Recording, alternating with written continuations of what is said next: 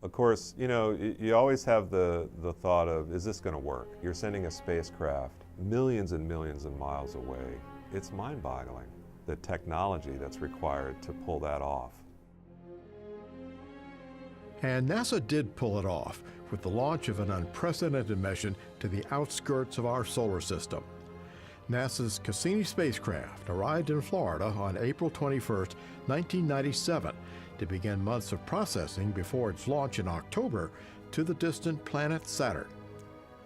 Cassini's mission was daring: go into orbit around the ring planet, send the most detailed readings and best pictures ever taken back to Earth, deploy a probe to the moon Titan, survey Saturn's other dozens of moons, and dive between the rings.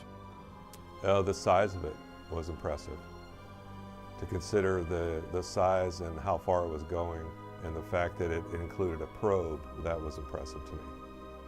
But before it could set new landmarks for science in space, Cassini had to make it safely off Earth, riding atop an Air Force Titan 4B rocket. Going to Saturn, where the sun is too distant to feed solar panels enough energy for the spacecraft, Cassini would rely instead on a plutonium-fueled generator called an RTG. You had these RTG, or nuclear sources, that you were going to mount up to the bottom. So the problem of maintaining everything cool with these, nuclear heaters. Seeing that all come together, for me, was just eye-opening, and it was a whole new ball game.